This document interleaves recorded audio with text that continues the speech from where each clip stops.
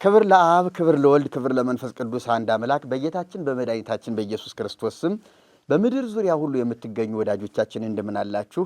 እግዚአብሔር አምላክ ስሙ የተመሰገነ ይሁን። ከጎናችን ሆናችሁ ብዙ ነገር እያደረጋችሁልን በተለይ በላለበለሃ ፕሮግራም ወደፊት በሰፊው በትልቁ እየተንቀሳቀሰ ስለሆነ እንግዲህ አሁን ከቃና ተዋሂዶ ይልቅ ያንን ነው ማስተዋወቅ የሚቀን። ምክንያቱም ብዙ ስራ የሚሰራበትና ብዙ እንቅስቃሴ የሚካሄድበት የቤተ ክርስቲያናችን የጉባኤያችን ስለሆነ የግድ እሱ ነው ቅድሚያ ስፍራ መሰጠት ያለበት። ከዚያ የተረፈውን ነው እንግዲህ ቃና ተዋሂዶ እያደረግን የምንመጣው። ቃና ተዋሂዶ አይዘጋም፣ ይቀጥላል። በጣም አስቂኝም የሆኑ አዝናኝም የሆኑ ምናልባት እዛ ቴሌቪዥን ላይ ሊገቡ የማይፈቀድላቸውን በድፍረት እዚህ ቃና ተዋሂዶ ላይ እናገራለሁኝ እና በቃና ተዋሂዶ እንገናኛለን እና እግዚአብሔር ይባርካችሁ፣ ጸጋውን ያብዛላችሁ። ብዙ የምናውቃችሁ እህት ወንድሞቻችን ከጉድለታችሁ እየቀነሳችሁ አገልግሎታችንን እየደገፋችሁ ስለሆነ ተባረኩ። እግዚአብሔር ይባርካችሁ። ከልቤ እወዳችኋለሁኝ በእውነት። ባለቤቴም በነገራችን ላይ አሁን ከአንድ ወር በኋላ እግዚአብሔር ቢፈቅድ የ24 ሰዓት ቴሌቪዥን ልንጀምር እንችላለን። እንግዲህ ባገኘነው ነፃ የአየር ሰዓት በዚያ ሰዓት ላይ ግን እንዲያው ባለቤቴም ቴንኪው የምትልበትን ሁኔታ አመቻችቼ እመጣለሁ። ጤነኛ ናት፣ በጣም በጥሩ ሁኔታ ነው ያለችው። እግዚአብሔር ይባርካችሁ፣ ጸጋውን ያብዛላችሁ። ዛሬ እንግዲህ በቃና ተዋሂዶ ደግሞ ክፍል 45 ነው መሰለኝ፣ ክፍል 45ን ይዤ ወደ እናንተ መጥቻለሁ። ይህ የመጨረሻው ነው ገድለ ክርስቶስ ሰምራ። እንዳልኋችሁ ከ1 እስከ 41 አለው ተከታታይ ወደኋላ በጣም የቆየ ነውና እሱነን እስቲ በምን አይነት ፕሮግራም መቅረብ እንዳለበት እየተነጋገርን ነው። እግዚአብሔር ይረዳናል። ለሁሉም በሰፊው በሚዳረስበት መንገድ እንደገና ልናመጣው እንችላለን። ያንን እስቲ እየተነጋገርንበት ነው። ዛሬ የመጨረሻውን የነሐሴን ወር ይዤ ወደ እናንተ መጥቻለሁ። ባለፈው ወር እንግዲህ ታስታውሳላችሁ ክርስቶስ ሰምራ በፊተኛው ዲያብሎስን ለማስታረቅ የታገለች ጀግና ሐዋርያ፣ በኋላ ላይ ደግሞ ያው ራሷ 12 ጦር ተክላ በዙሪያ በቁሟ ልክ ጉድጓድ ቆፍራ ከዚያ ጉድጓድ ገብታ 12 ጦር ተክላ እንዲና እንዲህ ሳትንቀሳቀስ 12 ዓመት ደግሞ እኮ ባህር ውስጥ ነው አሳው እየተላለፈባት እየሾለከባት። ወይኔ ያንን አሳ ሁሉ በልቼዋለሁ እኮ። ያሳ እዚያ የኛ ሰፈር አሳ ነው እንግዲህ ሳናውቅ በልተነዋል ማለት ነው። እንግዲህ ምን ይደረግ። አሳ ደግሞ እንደዚህ አይነት ነገር ይወዳል፣ ይበላል። አሳ ስጋ ይወዳል፣ ይበላል። እና አሳ መሿለኪያ አድርጓት አጥንቷ ብቻ አልቆ የነበረች ሴት እግዚአብሔር ሳይምረኝ ከዚያ አልወጣም ብላ የገባች ሴት፣ ያንን ታሪክ አይተናል። በጣም የሚያስገርም እውነት። ጌታ የሞተለት ሰው፣ እርቃኑን ቀራንዮ ላይ የዋለለት ሰው፣ ደሙን ያፈሰሰለት ሰው እውነት እንደው በእንደዚህ አይነት ሁኔታ ራሱን ያሰቃያል። የክርስቶስ ስቃይ አይበቃውም? ያንተ ስቃይ ስቃዬ ነው፣ ሞትም ሞቴ ነው አይልም? የውርደት ውርደት እኮ ነው በእውነት። ክርስቶስን ይሄን ያህል መጣል ትልቅ ሞት ነው፣ ያሳፍራል። እና ያንን ባለፈው አይተናል። ዛሬስ ደግሞ እንግዲህ ምንድን ነው የምናየው ካላችሁኝ፣ ዛሬ መነጽሬን ስላልያዝኩኝ አይኔ ደከም ብሎብኝ እንደው ምንድን ነው ይሄ ሰውዬ ቁነጠነጣል እንዳትሉኝ፣ ያው እንደሚነበበኝ እንደሚመቸኝ እያደረግኩ ራቅም ቀረብም እያልሁ ነው የማነበው። ዕለተ ሞትና ቃል ኪዳን፣ የዛሬው የነሐሴ ወር ዕለተ ሞትና ቃል ኪዳን። ቃል ኪዳኑ ምንድን ነው? አሟሟቷስ እንዴት ነው? ይህንን የነሐሴ ወር ይነግረናል። ከ3 ዓመት በኋላ እናታችን ክርስቶስ ሰምራ በጣና ባህር ውስጥ ሳለች በጌትነቱ ክብር መሰገድ የሚገባው ጌታ ኢየሱስ ክርስቶስ ወደ እሷ መጣ። ከ3 ዓመት በኋላ የሚለው ቃል ምናልባት ጉድጓድ ከገባች ከ3 ዓመት በኋላ መሆኑ ነው መሰለኝ። ሌላ 3 ዓመት ምንም የለውም። ከዚህ ውጭ ሌላ 3 ዓመት ምክንያት የምናገኝበት ሌላ ታሪክ የለም። እንግዲህ 12 ዓመት እዚያ ቆየች ብሎናል። ከ3 ዓመት በኋላ ካለ ከገባች ከ3 ዓመት በኋላ ወይም ደግሞ ከወጣች ከ3 ዓመት በኋላም ሊሆን ይችላል። እንግዲህ ገድሉ እንግዲህ እንደዚህ እንደተመቸው ነው የሚሄደው እና ከሱም ጋር ሚካኤል ገብርኤልና ሩፋኤል እናቱ ማርያም መጡ። 15ቱ ነቢያትና 12ቱ ሐዋርያት፣ 72ቱ አርዲት፣ ጻድቃን፣ ሰማዕታት፣ ደናግልና መነኮሳት፣ ሌሎች ሁሉም በየሥርዓታቸውና በየማዕርጋቸው በየነገዳቸው መጡ። ምንም የቀረ የለም። አገር ተንዶ መጥቷል። አገር ተገልብጦ ነው የመጣ። ሄሮድስ ያስፈጃቸው ሕፃናት አለቃቸው ሕፃኑ ቂርቆስን ተከትለው ዋው! እንደዚሁም 99ኙ ነገደ መላእክት በየነገዳቸውና በየወገናቸው መጡ። ከነዚህ ሁሉ በኋላ የእስራኤል ንጉሥ ዳዊት መጥቶ ልጄ ሆይ ስሚ፣ ጆሮሽን አዘንቢ፣ ወገንሽንና የአባትሽን ቤት እርሺ፣ ንጉሥ ውበትሽን ይወዳል፣ እርሱ ጌታሽ ነውና እያለ በገናውን ይደረድር ነበር ይላል። ገጽ 171 እስከ 172 ቁጥር 3 እስከ 7። አያችሁ፣ የክርስቶስ ሰምራ ክብር አሁን የሞቷ ሰዓት ደርሷል። ቃል ኪዳን ልትቀበል ነው። አሁን እንደዚህ ታሪክ መሰረት ከሆነ ክርስቶስ ሰምራ 12 ዓመት ከጉድጓድ ቆይታለች። ከዚያ ወጥታ 3 ዓመት ቆይታለች። ከ3 ዓመት በኋላ መሆኑ ነው እንጂ በ3 ዓመቱ ጉድጓድ ገብታ በ3ኛው ዓመት ጌታ መጥቶ ቃል ኪዳን ሊሰጣት አይችልም። ምክንያቱም የሕይወቷ ፍጻሜ እየደረሰ ነዋ። እንዴ 9 ዓመት ሴት ሊገባ ያ ጉድጓድ ውስጥ ያለችው 9 ዓመት እና እዚህ ላይ አሁን ተመልከቱ። በሰማያት መላእክት በየነገዳቸው፣ ጻድቃን ሰማዕታት፣ ሐዋርያት፣ ነቢያት፣ እንዲሁም ሄሮድስ ያስገደላቸው ሕፃናት አለቃቸው ቂርቆስ እየመራቸው። ቂርቆስ ማለት ከሰማዕታት ከዚያ ሄሮድስ ካስፈጃቸው ውስጥ አይደለም። በጣም ዘግይቶ በሰማዕትነት ሞተ የተባለ ልጅ ነው። ይሄ ሕፃን ዕድሜው ስንት እንደሆነ ልንገራችሁ።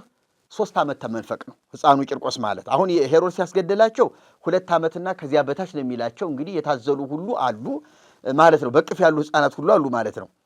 ይሄ ሕፃን ደግሞ 3 ዓመት ከመንፈቅ ነው ዕድሜው እና ሰማዕት ሆኖ ከእናቱ ጋር በሰይፍ ተቆርጦ የሞተ ነው። በዘመነ ሰማዕታት ጣና ቂርቆስ ገዳም ቤተ ክርስቲያኑ አለ።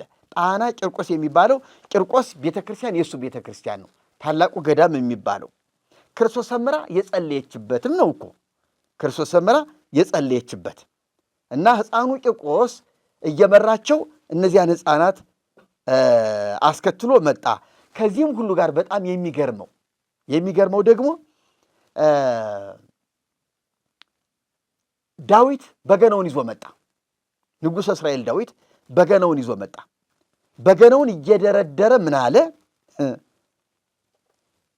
ልጄ ሆይ ስሚ፣ ጆሮሽን አዘንቢ፣ ወገንሽንና የአባትሽንም ቤት እርሽ፣ ንጉሥ ውበትሽን ይወዳልና እርሱ ጌታሽ ነውና እያለ በገናውን ይደረድር ነበር። አያችሁ፣ ለክርስቶስ ሰምራ እኮ ነው ይሄ ዝማሬ።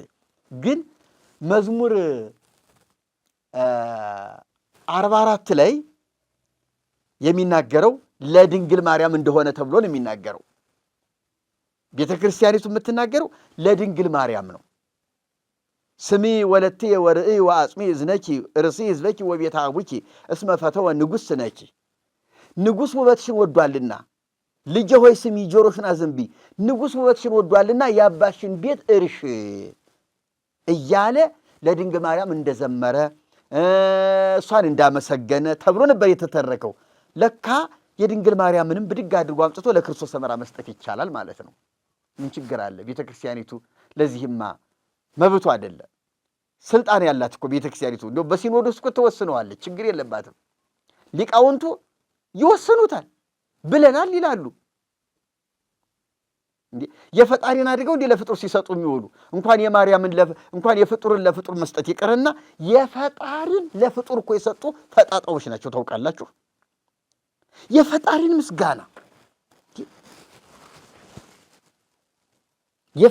ምስጋና ለፍጡር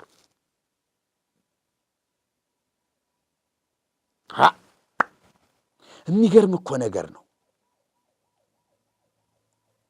ታላላቅ ብርሃናትን ብቻዋን ለፈጠረች ለድንግል ማርያም ለእመቤታችን ኑ እንስገድላት፣ ለእርሷም እንገዛ ብለው እኮ የጻፉ አይነ ፈጣጣ አይነ ደረቅ ባለጌ ከሃዲዎች ናቸው እኮ።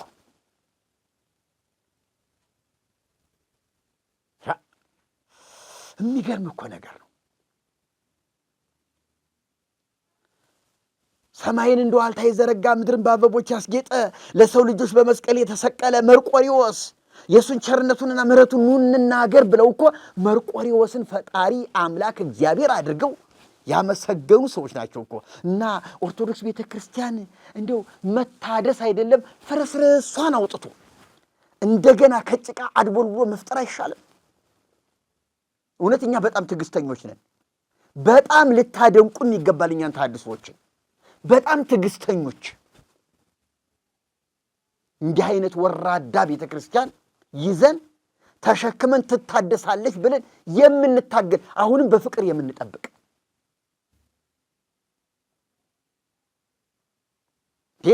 ይሄው ዳዊት ይሄን ያመሰገነው ድንግል ማርያምን ነው። ልጄ ሆይ የአባትሽን ቤት እርሺ፣ ወገንሽን እርሺ፣ ንጉሥ ውበትሽን ወዷልና ጆሮሽን አዘንቢ፣ ስሚ እያለ ዳዊት ለክርስቶስ ሰምራ። ደግሞ ሰውየው ጤነኛ አይደለም እንዴ? ዳዊትስ ቢሆን ለፍጡር ሁሉ ነው እንዴ በገና ይዞ እንደ አዝማሪ ሲዞር የሚውለው? እንዴ አዝማሪ የሰፈር አዝማሪ እኮ ነው ያደረጋት። ይሄ በየጠጅ ቤቱ በየአረቂ ቤቱ በየካቲካለው የሚዞር አለ በሀገራችን አዝማሪ፣ ሳንቲም ለቃቃሚ። ዳዊት ያ ነው እንዴ? እንድንቀው አታድርጉኝ።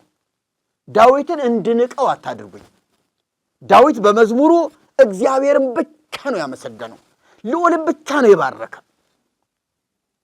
ታላቁ ዳዊት ያን ሲያደርግ ነው የማውቀው። የእናንተ ዳዊት ካለ አላውቅም። እናንተ የፈጠራችሁት የእናንተ ዳዊት ካለ አላውቅም። ፍጡር የሚያመሰግን አሁንም በሰማይ ሆኖ ፍጡር የሚያመሰግን ይቻላል። በእናንተ ዘንድ እኮ ይቻላል፣ ተችሏል እኮ። ፍሬምናጦስ ሰላማ ከሳቴ ብርሃን ገድሉ ላይ የጥቅምት ወር ገድል ላይ እኔን በስግደት እንዳከበርከኝ 12 መላእክት ይስገዱልህ ብሎ 12 መላእክት አልመደበለትም እንዴ እግዚአብሔር? መላእክት እኮ ከፈጣሪ ወደ ፍጡር ወረዱ እኮ። አያሳፍርም? ይሄን ብላ የምትናገር ቤተክርስቲያን እኮ ነው ያለችን።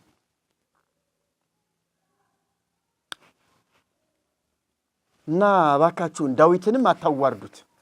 ታላቁን ሰው የእግዚአብሔርን ሰው እንደው እግዚአብሔር እንደ ልቤ ያለውን እንደ ልቤ ባሪያዬን ዳዊትን አገኘሁት፣ ዳዊትን እንዳልዋሸው አንድ ጊዜ በቅዱስነት የማልሁ ብሎ የተናገረለትን ታላቁን ሰው ዳዊትን አታዋርዱት፣ አታዋርዱት። ስለዚህ ወገኖቼ ያልተባለ ነገር እያላችሁ አትፍጠሩ።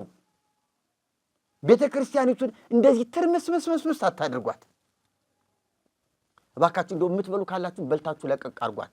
ንግድ ጀምሩ፣ ተዋት። እንደው ለምናገለግለው ለእኛ አስረክቡን፣ ይበቃችኋል። ሕሊናችሁን ሽጣችሁ እግዚአብሔርን ክዳችሁ በዚህ በገድልና በድርሳን ተብትባችሁ ይዛችሁ ፈጣሪን እያስጋዳችሁ ተው።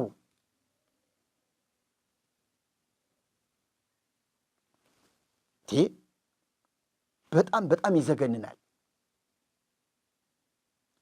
ቀጥሎ ያለው እንዲህ ይላል፣ እውነት በእውነት እልሻለሁ ወይም እነግርሻለሁ በፍጹም ደስታ መታሰቢያሽን ያደረገ በመንግሥተ ሰማያት አስደስተዋለሁ። በችግሩ ወይም በጭንቀቱ ጊዜ በመታመን ስምሽን ቢጠራ እኔ ከመከራ ሥጋ ከመከራ ነፍስ አድነዋለሁ። የገድልሽን ዜና የሚናገረውን መጽሐፍ የጻፈ ወይም ያጻፈ እኔ ስማቸውን በሕይወት መጽሐፍ እጽፍላቸዋለሁ። ቤተ ክርስቲያንሽን የሠራ ወይም ያሰራ ያሳነጸ ወይም ያነጸ እኔ በመንግሥተ ሰማያት ንጹሕ አዳራሽ አዘጋጅለታለሁ። በስምሽ ለተራበ ያበላ እኔ በዕለተ ዓርብ ከተቆረሰው ሥጋዬ አበለዋለሁ። በስምሽ ለተጠመው እፍኝ ውሃ ያጠጣ እኔ በዕለተ ዓርብ ከጎኔ በፈሰሰው ደሜ አረከዋለሁ። በዓልሽ በሚከበርበት ዕለት ጧፍ፣ ዕጣን ወይም ዘይት፣ ንጹሕ ስንዴ የመሰለውንም ሁሉ መባ ያገባ መሥዋዕቱን እንደ አብርሃምና እንደ መልከ ጼዴቅ መሥዋዕት አድርጌ እቀበልለታለሁ አላት።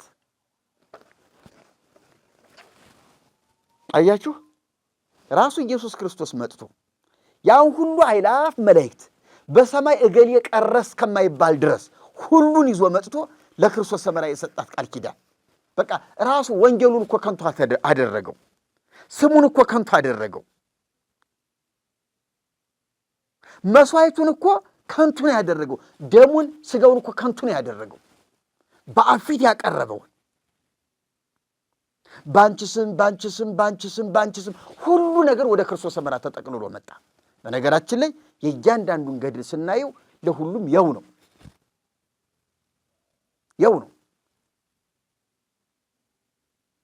ኢየሱስ ስሙን ያከብራል። ኢየሱስ የመጣበትን ዓላማ ያከብራል። እግዚአብሔር አብ የልጁን መስዋዕት አንዴና ለዘላለም ተቀብሏል። ከዚህ መስዋዕት ውጪ በምንም መንገድ በሌላ መንገድ መዳን የለም። በክርስቶስ ሰምራ ስም ይሄን ያህል ተደርጎ ምንም አይነት መፍትሄ አይገኝም። በስሜ ያለ ጌታ አለ፣ እውነተኛ ጌታ። እዚህ ላይ ግን ደራሲው የፈጠረው ኢየሱስ ይሁን ወይም ደግሞ መንፈስ መጥቶላት ይሁን ሴትዮይቱ የሆነችውን ነገር እያየን ነው። ውሸት ነው፣ በምንም ተአምር ውሸት ነው። ቆይ እስቲ እኔ የምለው እነ አብርሃም እነ ይስሐቅ እነ ያዕቆብ እነ ሙሴ እነ ኤልያስ እነ ኖህ ጽላት አልተቀረጸላቸውም፣ ቤተ ክርስቲያን አልተሰራላቸውም፣ ገድል አልተጻፈላቸውም። ግን ከልባችን ነው እኮ የምንወዳቸው፣ ከልባችን እኮ ነው የምናከብራቸው።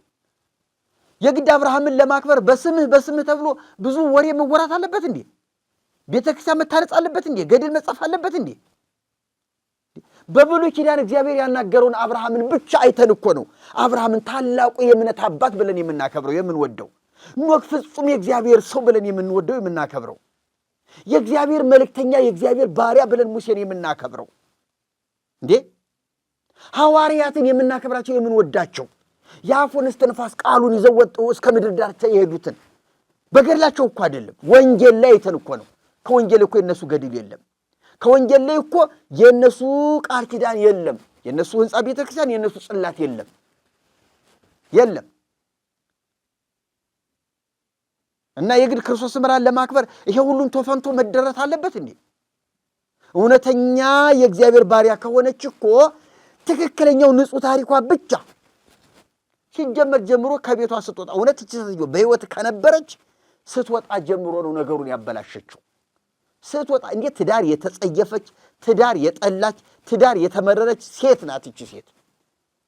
ባሏ ካህን ነው፣ አገልጋይ ነው። ሳታማክረው ሹልክ ብላ የጠፋች፣ ባሏን ያስጨነቀች፣ የት ሄደችብኝ እያለ ሲጨነቅ የኖረ ሰውዬ በቃ በድብቅ ነው ሄደችው። እና እቺ ሴትዮ የእግዚአብሔር አገልጋይ ናት እንዴ? ይሄ ከትዳር ሽሽት፣ ከትዳር መኮብለል ካልሆነ በስተቀር ጽድቅ ወይም ደግሞ እውነተኛ መንፈሳዊ የክርስትና ጉዞ አይደለም። ስለዚህ ሴትዮቱ ገና ከቤቷ ስትወጣ ጀምሮ ነው የተሳሳተችው። ገድሏ በሙሉ በስተት የተጥለቀለቀ ነው። በስተት የተጥለቀለቀ ነገሩ እንግዲህ ይሄ ነው። የክርስቶስ ሰምራ ታሪክ ስንመለከተው ይሄ ነው እዚህ ቃል ኪዳኑ። ከዚያ ቀጠለ ምን ይላል? ለስጋዋ መቀበሪያ ደግሞ ጥያቄ አቀረበች። አቤቱ ጌታዬ ኢየሱስ ክርስቶስ እኔ ባሪያህ ባለሟልነትን በፊትህ አግኝቼ እስከሆነ አንድ ጊዜ እናገር ዘንድ ፍቀድልኝ አለችው። እሱም ትናገሪ ዘንድ ፈቅጄልሻለሁ አላት። አቤቱ ስጋ የሚቀበርበትን ወይም የሚያርፍበትን ቦታ ወዴት ታዛለህ አለችው። እሱም መቃብርሽ በዚች ጓንጉት በምትባል ደሴት ውስጥ ነው አላት። ነገር ግን ስጋሽ በመሬት ውስጥ ይቀበራል ስላልሁሽ ሐዘን አይግባሽ፣ በኋለኛው ዕለት እኔ አስነሳዋለሁ አላት። አቤቱ እንዲህ ከሆነ መታሰቢያዬን እያደረገ ስሜን እየጠራ በስሜ በታነጸው ቤተ ክርስቲያን ቅጥር ግቢ የሚቀበረውን እስከ ስንት ትውልድ ድረስ ትምርልኛለህ አለችው። እስከ 10 ትውልድ ድረስ እምርልሻለሁ አላት። ይህንም ቃል ኪዳን በሰጣት ጊዜ ፈጽማ ተደሰተች። ዳግመኛም ይህች ደሴት እንደ ደብረ ታቦርና እንደ ደብረ ዘይት ስሟ የተጠራ ይሁን አላት። እንደዚሁ ይህችን ስጋሽ የምታርፍባትን ቦታ ቀደስኳት፣ አከበርኳት። መጽሐፍ የተናገረውን አልሰማሽምን? ቦታ ሰውን የሚያከብረው አይደለም፣ ሰው ቦታን ያከብረዋል እንጂ። ስለዚህ ነገር ስለ አንቺ ይችን መካነ መቃብርሽን ቀደስኳት፣ አከበርኳት፣ ስሟንም ደብረ ፍቅር ደብረ ምሕረት ተብሎ ይሰየም ወይም ይጠራ አላት። ገጽ 173 እስከ 176። እዚህ ላይ የምትመለከቱት ክርስቶስ ሰምራ ሥጋዬን ወዴት ታሳርፈዋለህ? የምታስቀምጠው የት ነው አለችው። እውነት ለመናገር ሰው የዘላለም ሕይወትን ካገኘ የዘላለም ሕይወት አግኝቶ ሕይወቱ በክርስቶስ ካረፈ ሥጋ አንበሳ በለው፣ ጅብ በለው፣ ተቀበረ፣ የት ሄደ? እዚያ ሄደ፣ ከዚህ ሄደ።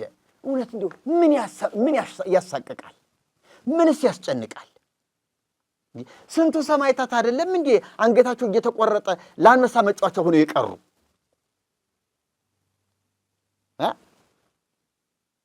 ስንቶቹ ናቸው የትም ምድረ በዳ ወድቀው የቀሩት? ስለ ሕይወታቸው እንጂ ደግሞ ስለ ሥጋ ይጨነቃሉ እንዴ?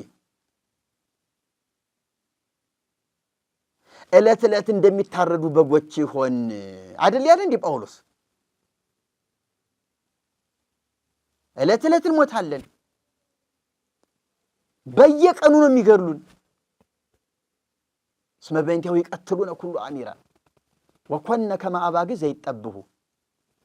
ስለ እርሱ ስለ አንተ ዕለት ዕለት ይገድሉናል፣ እንደሚታረዱ በጎች ሆን። ታዲያ ሥጋ ያስጨንቃል እንዴ? አቤቱ የሥጋዬን ነገር የትስ ቢገባ፣ እውነት ለመናገር ሥጋ የትስ ቢገባ ምን ያስጨንቃል? ሰው የዘላለም ሕይወት በነፍሱ ካገኘ ቀሪው ነገር ያሳስበዋል ወይ?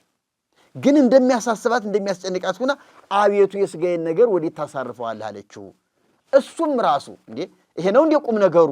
እውነተኛ ጌታ ቢሆን ኑሮ ኢየሱስ ክርስቶስ ቢሆን ኑሮ ትክክለኛው የወንጌሉ ጌታ ቢሆን ኑሮ ክርስቶስ ሰምራን እዚህ ላይ ብዙ ሊወቅሳትና ብዙ የሚያስጥላት ነገር ይኖር ነበረ። ግን አይደለም። ስላይደለ ሁለቱ እየተስማሙ እየተግባቡ ነው እየተነጋገሩ ያሉት። አይ ሥጋሽንማ ቀድሼው በዚህ በጓንጉት ቦታ ነው ማስቀምጠው፣ ይሄ ቦታ ቀድሼዋለሁ፣ እንደ ደብረ ታቦር እንደ ደብረ ዘይት አድርጌዋለሁ። ይሁና እንዴ ደብረ ዘይት መሆኑ ምን ጥቅም አለው? እኔ ደብረ ዘይት ላይ የጸለየውን ጌታ፣ ደብረ ታቦር ላይ የተገለጠውን ጌታ እንጂ የምፈልገው ደብረ ዘይትና ደብረ ታቦር ጎልጎታና ቀራንዮ ምን ያደርግልኛል እንዴ? በሌላ በኩል ደራሲው ወኢይትመነዮ ለታቦር እስመ ታቦራነ ኢያሐስስም ዮርዳኖስ ሰማዕተክሙ እምእመነ ወኢይትመነዮ ለታቦር እስመ ታቦራነ። እኔ ጌታ የተጠመቀበትን ዮርዳኖስን አልፈልገውም፣ ብርሃኑ የተገለጠበት ታቦርንም አልፈልገውም። ምክንያቱም እኔ በክርስቶስ ያመንኩ ብርሃኑ በእኔ የተገለጠ እኔ ራሴ ታቦር ሁኛለሁና ይላል ደራሲው። ትክክል ነው።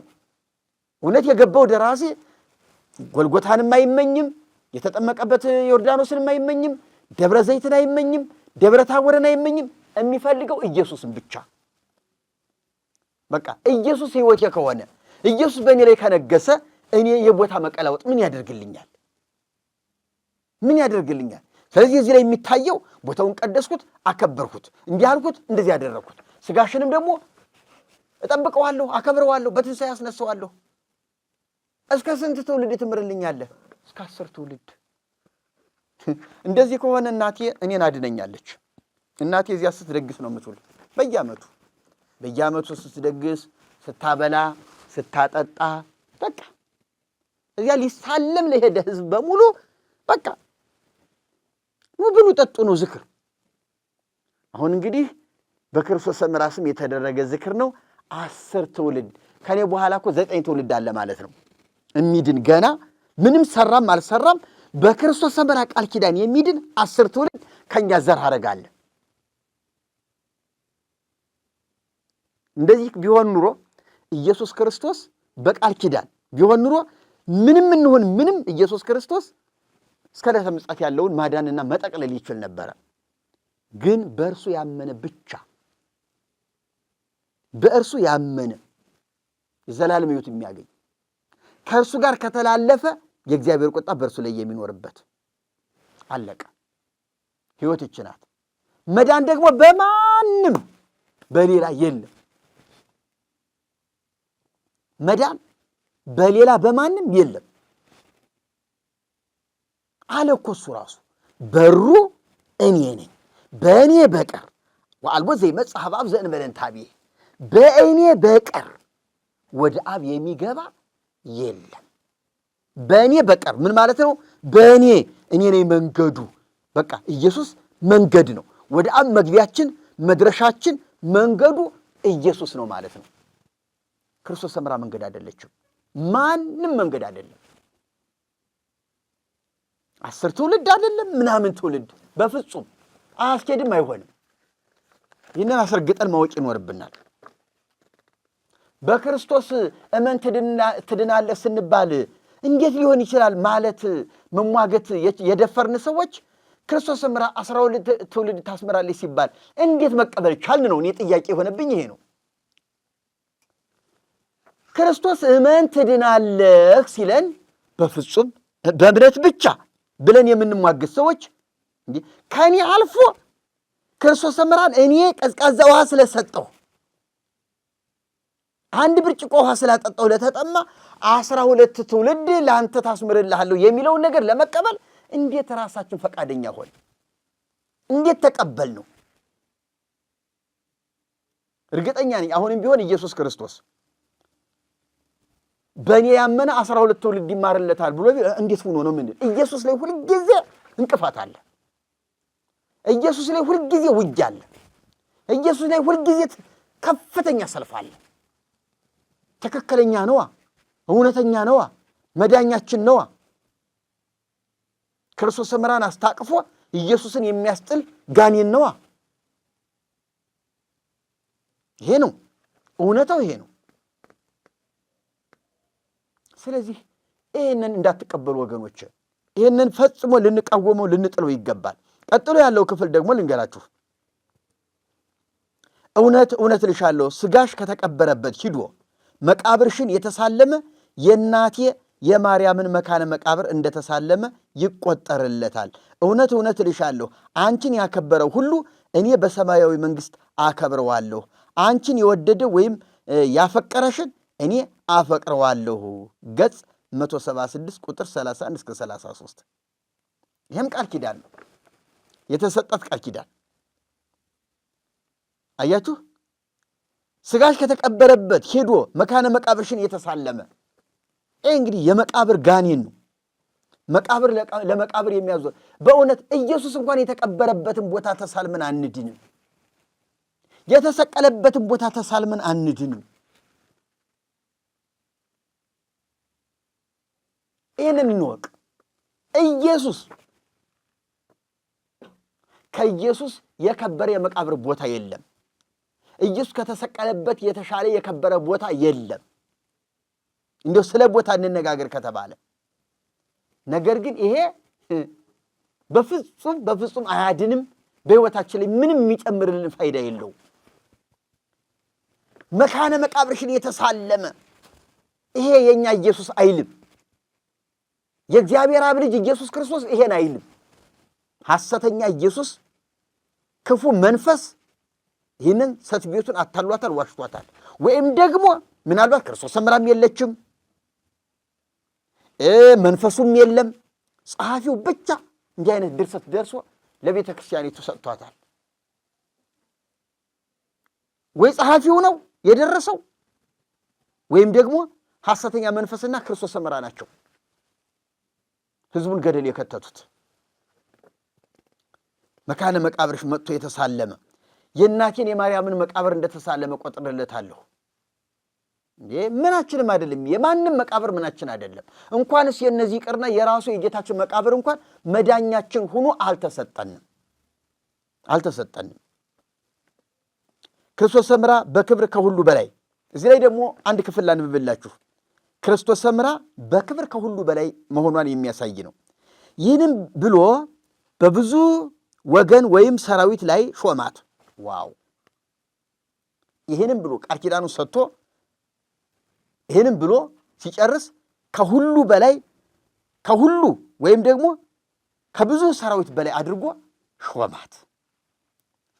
ክብርሽ ከአሮንና ከሙሴ ክብር ጋር ትክክል ነው አላት። ክብርሽ ከጴጥሮስና ከጳውሎስ ክብር ጋር ትክክል ነው አላት። ክብርሽ ሰይጣንን ድል ካደረገው ከሕፃኑ ቂርቆስ ክብር ጋር ትክክል ነው አላት። ክብርሽ ከእንጦንስና ከመቃርስ ክብር ጋር ትክክል ነው አላት። ክብርሽ ፀሐየ ልዳ እየተባለ ከሚጠራ ከጊዮርጊስ ክብር ጋር ትክክል ነው አላት። በደብረ ጽዮን ከሊቀ ዲያቆናት እስጢፋኖስ ጋር ትከብሪ ዘንድ ትዘምሪ ዘንድ በክብር ተካከልሽ አላት። ክርስቶስ ሰምራ በቃ ሁሉንም ጥሰው አልፋለች፣ ካህናቱ ሳይቀር። አሁን በቤተ ክርስቲያኒቱ እኮ ካህናት ሴት የፈለገ ክብር ቢኖራት ከካህናት አትበልጥም። ክብር ቢኖራት ከካህናት አትበልጥም።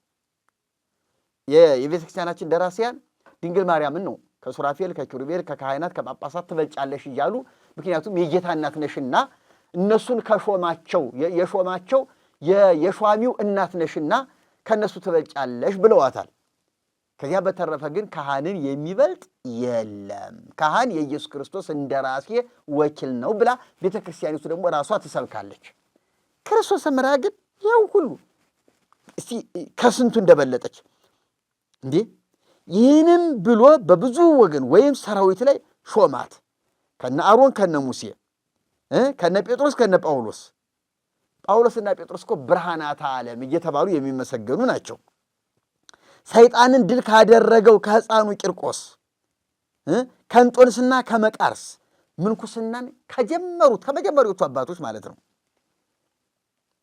ክብርሽ ፀሐየ ልዳ ኮከበ ፋርስ እየተባለ ከሚጠራው ከጊዮርጊስ ጋር።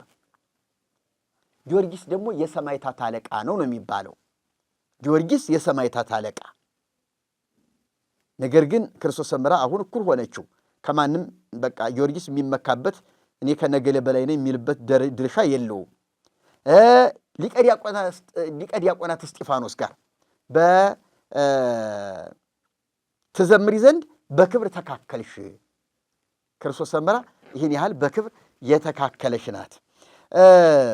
የሚገርመው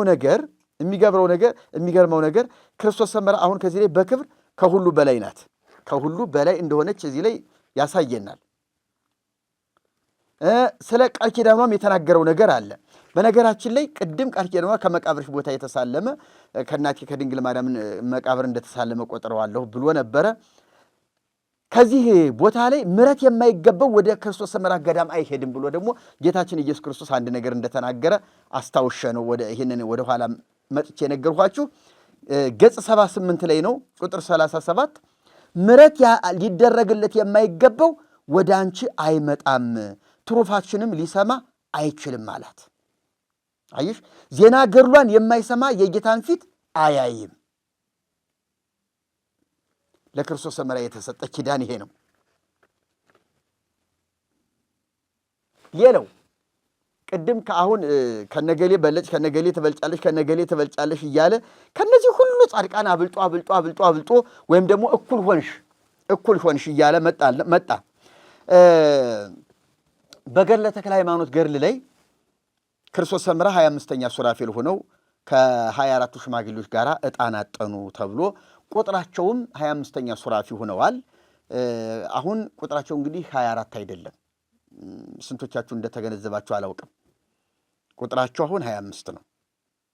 ደግሞ ሌላ 26ኛ ላይ ጨምርላችሁ። ከዚህ ክርስቶስ ሰምራ 26ኛ ሱራፊ ሆናለች። እግዚኦ ሴቲቱ ሄደችበት። ምን እንዳለ የጠቀሰውን ጥቅስ እንኳን እንዲሁ ላስነብባችሁ። ከሰባቱ ዓለመ ሰማያት በላይ ንጹሕና ጽሩይ ብሩህ የሆነ የዕንቁ ዙፋን ተዘጋጅቷል ወይም ተዘርግቷል። ዙፋኑንም 40ቱ እንስሳ ወይም ኪሩቤል ተሸክመውታል። በዚህ የመንበር ዙሪያ በአራቱም ማዕዘን 24ቱ ካህናተ ሰማይ ወይም ሽማግሌዎቹ ቆመዋል። እናታችን ክርስቶስ ሰምራም እነዚህን ካህናት 6ቱ በምስራቅ፣ 6ቱ በምዕራብ፣ 6ቱ በሰሜን፣ 6ቱ በደቡብ በኩል ቆመው አየቻቸው። በእጃቸውም የወርቅ ዕጣን ይዘዋል። ሁልጊዜ ያለማቋረጥ ባነዋዋሩ አንድ ለሚሆን አምላክ ሃሌሉያ ለአብ፣ ሃሌሉያ ለወልድ፣ ሃሌሉያ ለመንፈስ ቅዱስ እያሉ በማመስገን መምህሩን ያጠናሉ። እናታችን ክርስቶስ ሰምራም ከእነሱ ጋር በመተባበር ዓለሙን ሁሉ ለፈጠረ አምላክ ስብሐት ለአብ፣ ስብሐት ለወልድ፣ ስብሐት ለመንፈስ ቅዱስ እያለች አመሰገነች። ከ24ቱ ሽማግሌዎች ጋር አብራ አመሰገነች። አብራ ከእነሱ ጋር ተቀላቀለች። ሌላው ጳውሎስ ምን እንዳለ አያችሁ? አሁን እንዴት ሴት ከካህናቱ ጋር እንዳይባል ጳውሎስ የጠቀሰውን የተናገረውን ተናገሩ። የሚያሳፍር ጥቅስ። ሐዋርያው ጳውሎስ በጌታ በኢየሱስ ክርስቶስ ዘንድ ሁላችሁም እኩል ናችሁ እንጂ ወንድ ወይም ሴት በመባባል የጾታ ልዩነት የለም ሲል ተናግሯልና ገጽ 103 እስከ 104 ቁጥር 56 ላይ ነው ይሄ ነገር ያለው። እንግዲህ ተመልከቱ። ክርስቶስ ሰምራ ከነገሌ ትበልጫለሽ፣ ከነ አሮን ከነ ሙሴ ትበልጫለሽ፣ ከነ ጳውሎስ ከነ ጴጥሮስ ትበልጫለሽ እያለ ሄደ። አሁን ከዚህ ላይ ክርስቶስ ሰምራ ከ24ቱ ሽማግሌዎች ጋር አብራ እንዳጠነች ከገለጠ በኋላ ምን አለ ጸሐፊው? እንዴ ሴት ገብታ አጠነች፣ ተቃውሞ ይገጥመኛል፣ ምን ልበል ሲል በጥቅስ አስደገፈው። ሐዋርያው ጳውሎስ በክርስቶስ ያመነ ሴት የለም፣ ወንድ የለም፣ ባሪያ የለም፣ ጨዋ የለም፣ ሁላችሁ በክርስቶስ አንድ ናችሁ ብሎ ስላለ ክርስቶስ ሰምራ አሁን ከካህናቱ ጋር ሄዳ አጠነች። መልካም። ታዲያ ለምንድን ነው በዚህ በምድራዊ መቅደስ ክርስቶስ ሰምራ ከሰማያዊ መቅደስ ከሰማይ ካሉ ካህናት ጋር እነዚያ ጋር ማጠን እድል ካገኘች ስልጣን ካገኘች በጳውሎስ ጥቅስ ከተደገፈ ይሄ ነገር ለምንድን ነው በምድር ያሉ አገልጋዮች ፕሮቴስታንቱ ሴት ቄስ ሴት ዲያቆን ሲሾሙ እግዚኦ የምታብሉት ለምንድን ነው? ይሄው ክርስቶስ ሰምራ ቄስ ሁና ከካህናቱ ጋር አብራጠነች አይደለም እንዴ? እናንተ ራሳችሁ ይሄው ጥቅሱ ጳውሎስ እንደተናገሩ ሴት የለም ወንድ የለም በክርስቶስ እኩል ናችሁ የተባለው ቃል ተፈጸመ ብላችሁ ክርስቶስ ሰምራን አጸደቃችሁላት። ለምንድን ነው ታዲያ በእኛ ቤተ መቅደስ ሴቶች የማይገቡት የማያገለግሉት? ለምንድን ነው?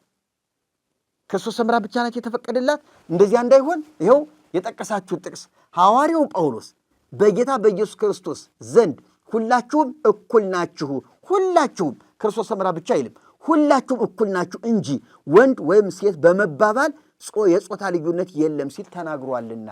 ስለዚህ የጾታ ልዩነት ከሌለ በክርስቶስ በመሆን ጾታ ከጠፋ ወንዶች ቀድሱ፣ ወንዶች አገልግሉ የሚለው ነገር ውሸት ነው፣ ስህተት ነው ማለት ነው። ሁሉም ገብቶ ማገልገል አለበት ማለት ነው። አለበለዚያ ይህንን አርሙልን። ስለዚህ ይሄንን ማወናበጃችሁን አቁሙ ነው የምለው እኔ። የመጨረሻ ከዚህ በኋላ ጌታ የመላእክት አለቃ ቅዱስ ሚካኤልን ወዳጄ ክርስቶስ ሰምራን እናቴ ማርያም ወደምትኖርበት ውሰዳት አለው። ቅድም መኖሪያሽ ልዩ ቦታ ተዘጋጅቶልሻል ብሎ እነዚያን 10,000 ሕፃናት ወስዶ ካስገባበት ቦታ መኖሪያ እሱ እንደሆነ ተናግሮ ነበረ። በሌላው በዚሁ ገድል ውስጥ በአንድ ቦታ ላይ መኖሪያ የት ነው ብላ ጠይቀው መኖሪያሽ ከእናቴ ከማርያም ጋር ነው ብሏት ነበረ። ልክ ያንን ነው አሁን ደግሞ የሚያሳየን። ከዚህ በኋላ ጌታ የመላእክት አለቃ ቅዱስ ሚካኤልን ወዳጄ ክርስቶስ ሰምራን እናቴ ማርያም ወደምትኖርበት ውሰዳት አለው። በዚያው ገባች፣ ኖረች ከድንግል ማርያም ጋር ማለት ነው። የተወደዳችሁ የክርስቶስ ቤተሰቦች የክርስቶስ ሰምራ ገድል እንግዲህ በዚህ ተጠናቋል። በሌላ ፕሮግራም እስክንገናኝ ድረስ እግዚአብሔር ከሁላችን ጋር ይሁን።